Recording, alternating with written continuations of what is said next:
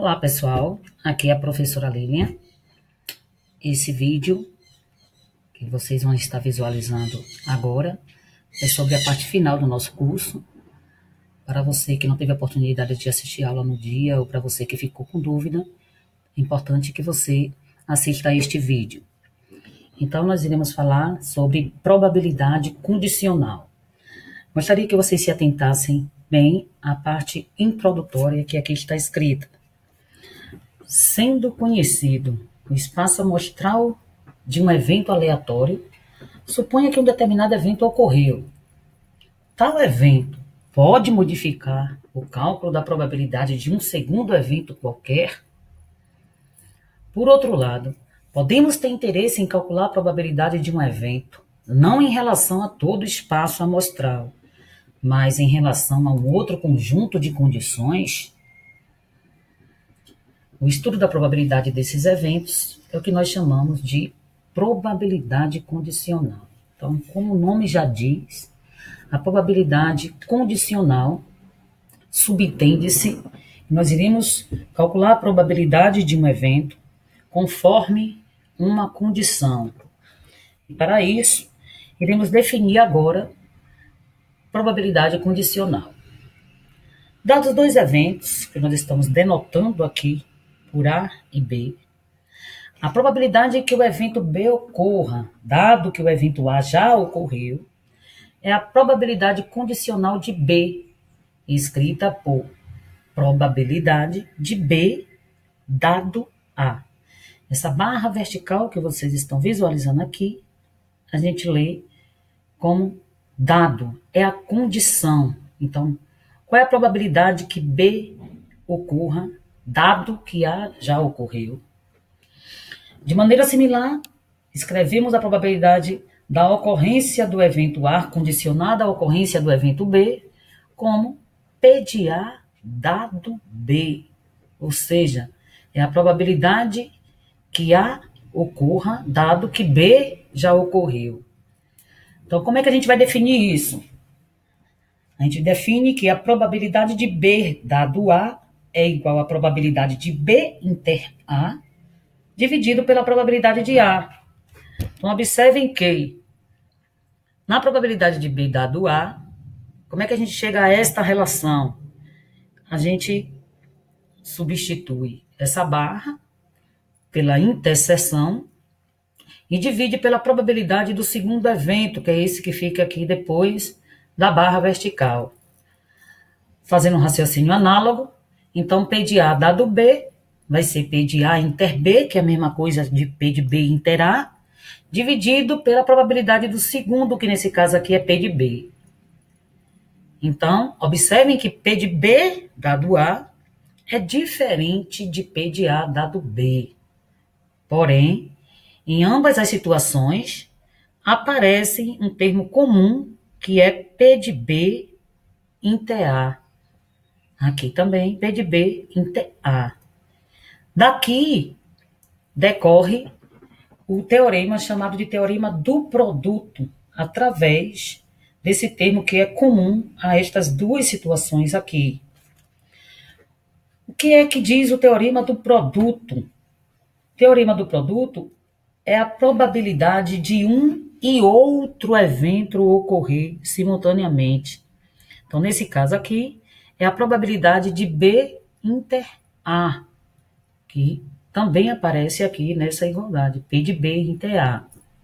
Se nós formos aqui aplicar a propriedade fundamental das proporções, que diz que o produto dos extremos é igual ao produto dos meios, então, P de B inter A, aqui nessa igualdade, vai ser P de A vezes P de B dado A, que é o que está aqui escrito.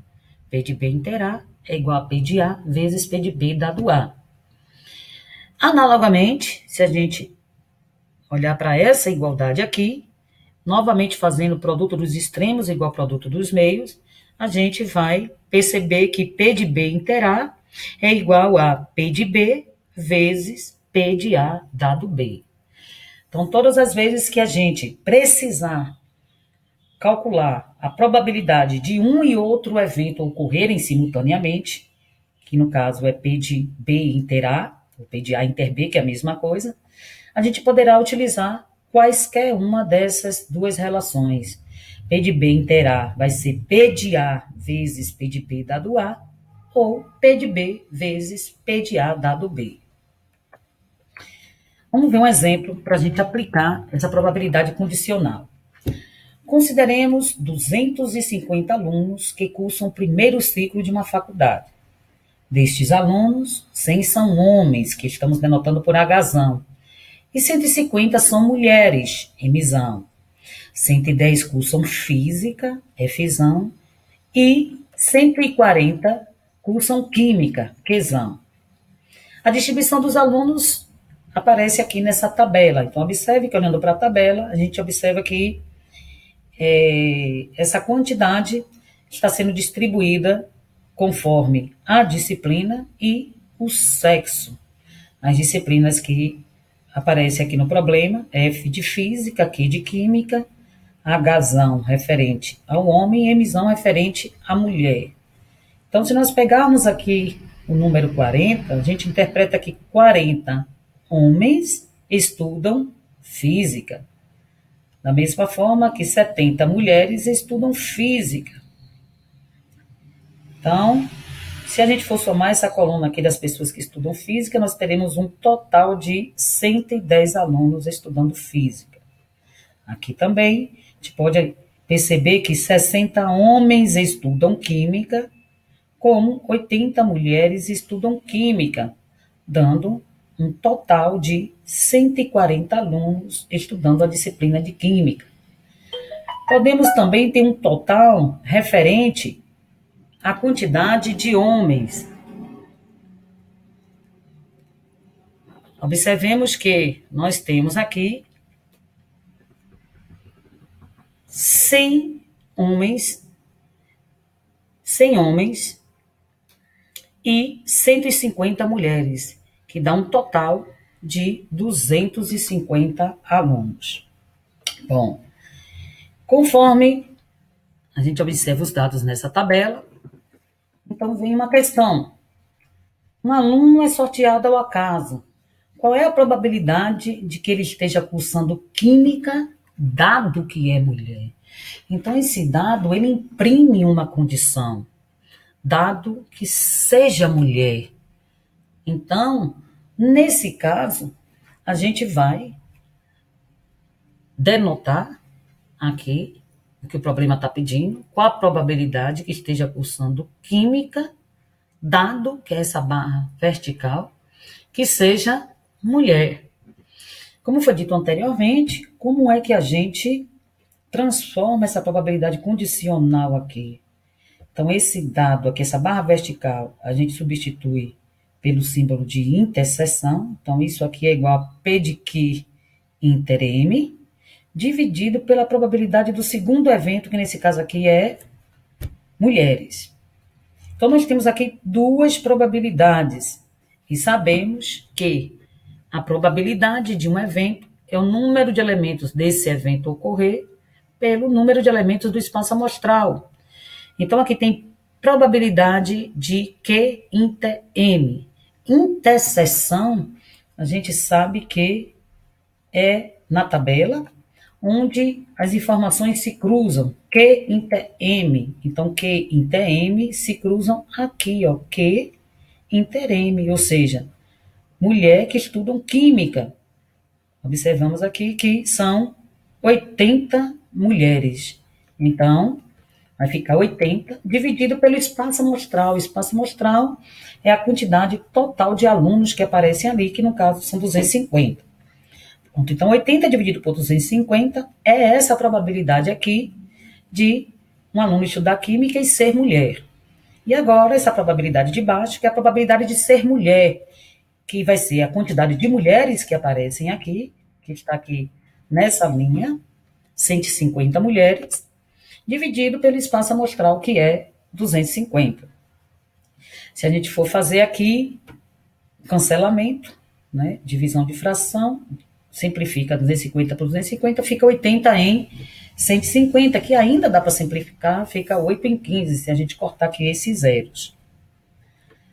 Só que também a gente pode fazer esse cálculo da probabilidade de Q dado M de uma forma mais simples, mais prática, sem passar por essa situação aqui, essa definição aqui. Olha, o que, é que a gente tem que entender? Ó, principalmente nessas situações que vêm assim em forma de tabela. A probabilidade de Q dado M significa a probabilidade de um aluno estudar química, dado que esse aluno seja mulher. Então, é como se meu espaço amostral agora ele fosse reduzido apenas à quantidade de mulheres. Apenas a quantidade de mulheres e não a quantidade de alunos, como é o comum. Na condicional, nosso espaço se reduz ao evento que está aqui do outro lado da barra. Então, se probabilidade é o número de elementos do evento dividido pelo número de elementos do espaço amostral, então, na condicional, aqui agora, meu espaço amostral é o número de mulheres. Então, a gente vai pegar na divisão, olha só, o divisor dessa probabilidade vai ser a quantidade de mulheres. Então, quantidade de mulheres, a gente viu lá na tabela que são 150. Agora, olhando para as mulheres, quantas estudam química? Então, se a gente for olhar aqui para a tabela, então a quantidade total de mulheres, como foi dito, são 150. Olhando só para as mulheres, esquecendo os homens, olhando para as mulheres, quantas delas estudam química? Então, nós percebemos aqui que são 80. Então, na realidade, a gente pode sair daqui e vir direto para aqui, ó, 80 dividido por 150, uma vez que a gente compreenda que meu espaço amostral agora não é mais formado por homens e mulheres, e sim formado por apenas mulheres. E aí, olhando para elas, a gente chama o evento que é aquelas pessoas que estudam química.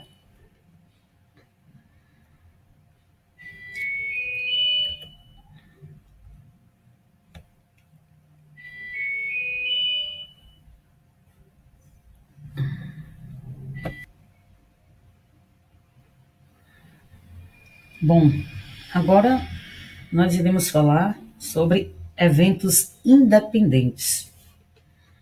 Então, dizemos que dois eventos são independentes quando a realização ou não realização de um dos eventos não afeta a probabilidade da realização do outro e vice-versa. Exemplo, se o experimento for um lançamento de uma moeda em um dado, a probabilidade de sair cara na moeda independe do resultado obtido no lançamento do dado. Assim sendo, a probabilidade de que dois eventos independentes A e B ocorram simultaneamente é dada pela regra da multiplicação, isto é, P de A e B. Esse I a gente sabe que a gente substitui pela interseção, é igual a P de A inter B, que no caso de dois eventos independentes vai ser igual a P de A vezes P de B.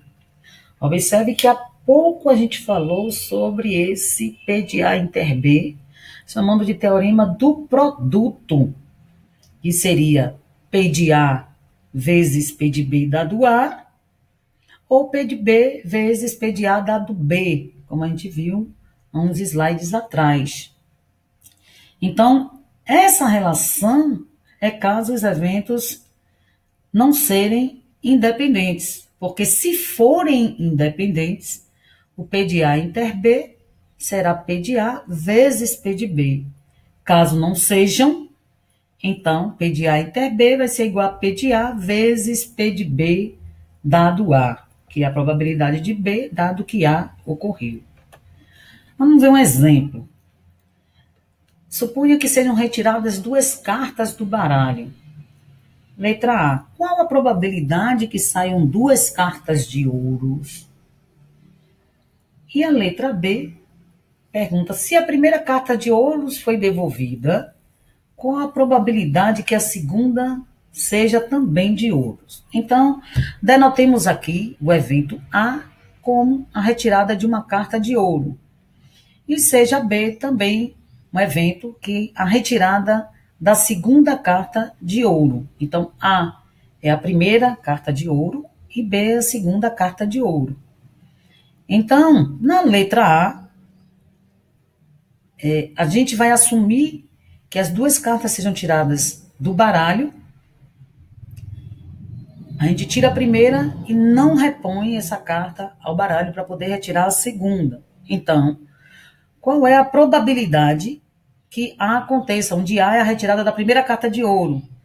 A gente sabe que num baralho a gente tem 52 cartas. Quando a gente fala que são 54, é por conta dos coringas, mas o normal é que não se brinque com baralho com coringa. Então a gente assume que são 52 cartas. E nesse baralho existem 4 naipes. O que são os naipes? Naipes são aquelas figuras que aparecem no baralho. Então, aquele balãozinho vermelho a gente chama de ouro, aquele coraçãozinho vermelho a gente chama de copas, o coração preto a gente chama de espada, e aquela florzinha preta a gente chama de paus. Então, a gente tem 52 cartas e 4 naipes, que são as figuras. Se nós dividirmos igualmente 52 por 4, então a gente vai constatar que cada naipe daquele é composto de 13 cartas. Então, nós temos 13 cartas de ouro, 13 de copas, 13 de espada e 13 de paus. Então, se a gente quer tirar a primeira carta de ouro, qual é a probabilidade que isso aconteça, que a primeira carta seja de ouro? Então, a gente conta quantas cartas de ouro tem no baralho, que a gente já sabe que são 13, dividido pelo total de cartas, que a gente viu que são 52. Se a gente for simplificar isso aqui, dá para simplificar por 13. Olha, 13 dividido por 13 dá 1. E 52 dividido por 13, que dá 4. Agora, a gente vai retirar a segunda carta de ouro. Como a gente vai tirar essa segunda carta de ouro? Então, a gente vai calcular a probabilidade que sai a segunda carta de ouro. Só que como essa carta, ela não vai ser devolvida ao baralho, significa dizer que a probabilidade de sair a segunda carta de ouro vai ser alterada pela primeira carta de ouro que já saiu. Por quê? Porque se a primeira carta de ouro já saiu, então eu não tenho mais 13 cartas de ouro. Eu tenho agora apenas 12 cartas de ouro. Tenho apenas 12. Da mesma forma que o baralho agora não vai ter mais 52 cartas, porque foi retirada uma, então ele tem 51 cartas. Então a probabilidade que saia a segunda carta de ouro foi afetada pela primeira carta de ouro, e nesse caso a probabilidade é 12 em 51. Ou seja, esses eventos não são independentes, porque a probabilidade de sair a segunda carta de ouro foi alterada pela primeira que já tinha saído. Então, como os eventos não são independentes, então a probabilidade que saia a primeira e a segunda carta de ouro é igual à probabilidade que saia a primeira carta de ouro vezes a probabilidade de sair a segunda carta de ouro, dado que a primeira já saiu. Bom, como a probabilidade da primeira a gente achou aqui, que deu 1/4, vezes a probabilidade de sair a segunda, dado que a primeira já tinha saído, que a gente viu que foi 12 em 51. Se nós multiplicarmos aqui essas frações, que a gente sabe que multiplica numerador com numerador, denominador com denominador. Então, a gente vai ter 1 vezes 12, 12, 4 vezes 51 dá 204. Esses dois números aqui são divisíveis por 4. Então, 12 dividido por 4 dá 3, e 204 dividido por 4 dá 51. Logo, a probabilidade que saiam a primeira e a segunda carta de ouro é de 3 em 51. Então, está respondida a letra A. A letra B, ele diz que se a primeira carta de ouro foi devolvida ao baralho, então eu tiro a primeira carta de ouro e Para tirar a segunda, eu pego essa carta que eu tirei e devolvo ao baralho. Qual é a probabilidade de sair outra carta de ouro? Então, nesse caso, a probabilidade de sair a primeira continua sendo 3,52. E como essa primeira ela foi novamente devolvida ao baralho, a probabilidade que saia a segunda carta de ouro continua sendo 13,52, porque continua tendo lá 13 cartas de ouro e o baralho continua tendo 52 cartas, ou seja, também é um quarto. A gente fazendo aqui a simplificação por 13. Então, nesse caso, os eventos são independentes, porque a probabilidade de sair a segunda carta de ouro não foi alterada pela primeira que já tinha saído. Então, esses eventos são independentes. Então, qual é a probabilidade, então, que saia duas cartas de ouro, a primeira e a segunda? Vai ser a probabilidade que saia a primeira carta de ouro vezes a probabilidade que saia a segunda carta de ouro, independente da primeira que já saiu, porque essa carta foi devolvida ao baralho. Então, P de A a gente calculou aqui que deu 1/4, P de B também foi 1/4, e 1/4 vezes 1/4 dá igual a 1/16. Então, a probabilidade que saiam duas cartas de ouro, a partir do momento que essas cartas são devolvidas ao baralho, é igual a 1/16. Então, temos que ter cuidado na hora de calcular a probabilidade da interseção de dois eventos. Porque a probabilidade da interseção de dois eventos ocorrerem, se a probabilidade de um não for afetada pela probabilidade do outro, então P de A inter B é igual a P de A vezes P de B, como está aqui. Mas, se não forem independentes, então P de A inter P vai ser P de A vezes P de B, dado A. Bom, pessoal, por hoje é só. Eu espero que vocês tenham entendido o assunto e espero que vocês possam praticar os exercícios referente a todo o conteúdo que foi trabalhado na unidade, desde a parte introdutória de probabilidade. Estudem, façam o exercício e na próxima aula nós tiraremos todas as dúvidas pertinentes ao conteúdo trabalhado. Grande abraço!